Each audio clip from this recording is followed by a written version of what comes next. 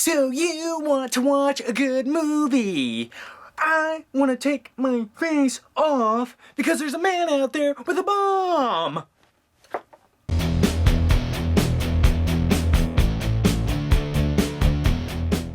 So Ghost Rider Spirit of Vengeance is directed by, what are their names? Mark Neveldine and Brian Taylor. You know, the guys who made Crank. That's what they're going to be known for the rest of their career. The guys who made Crank, okay? So returning to Ghost Rider, we have Nicolas Cage, who plays a badass with a flaming skull who wears a leather jacket, and when he gets mad at people, he hits them with a chain. Now, with the first Ghost Rider movie coming out in 2007, it was pretty bad. It was, you know what, it was awful. It was just an overproduced, boring, bland movie that played it safe, but it played it so safe, it was awful. It was awful in every way I could think to imagine it. So anyway, the hell demon Nicolas Cage is called upon by these monks / priests that live in these mud huts. Yeah, I guess that's the best way to describe them. So anyway, his mission is to save this small child who's basically being chased after by the bad guys, or, you know, we can say the devil. How's that? And if he gets the kid back, they lift the curse that's been placed upon him. Now, you would have thought from the first movie, they learned from their mistakes. They're like, you know what? Let's not make a bad movie again. Let's make a good one. How's that sound, everybody? Jim, how does that sound? Jim, get off the phone with your wife. I don't care if she's going into labor. Oh, you're talking to your mom. Oh, yeah? Well, let me see your phone. No, give me your phone. Give me it. Hey, is this Mom? Hey, Mom, this is John at work. I'm your son's employer? Yes, that's correct. We're talking about Ghost Rider. No, you don't know the Nicolas Cage movie? You don't know who Nicolas Cage is. I hung up on your mom. She's an idiot. So stylistically, this movie's very different from the first one. The first one was overly produced. It looked like it was all shot on a stage. Well, this one looks like it's actually shot on location. They used digital cameras.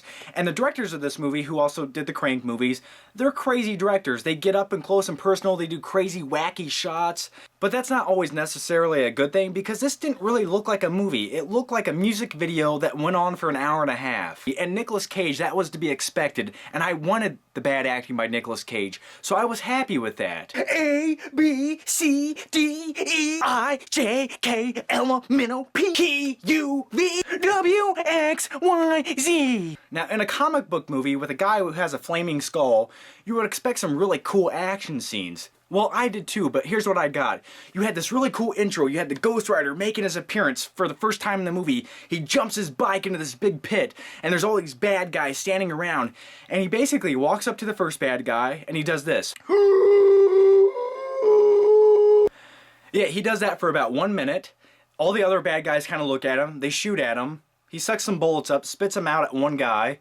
And then you have one of the main villains in the movie. His name's Decay. Whenever he touches something, it just kind of rots away.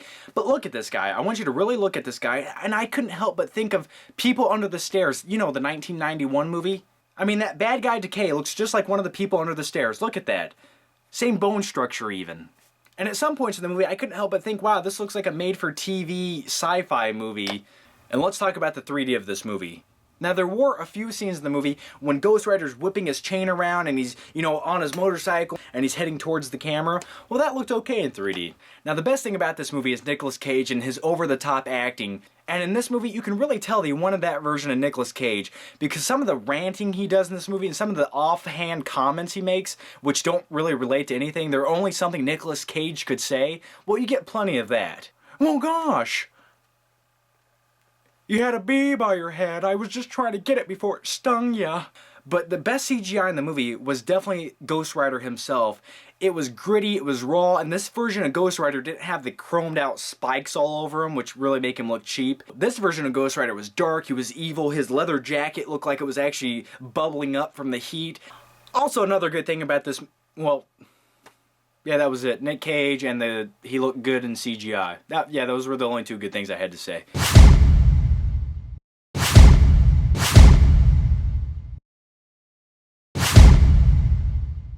So I would not recommend going to watch this at the theater. Maybe one day when it hits the red box. If you guys feel like paying $1 to be disappointed, yeah, go there and check it out. So anyway, guys, before I go, I was part of the YouReviewers this year, and my category was Most Underrated Film of the Year. And if you guys want to check that out, that's on ENTV. I'll put a link down below.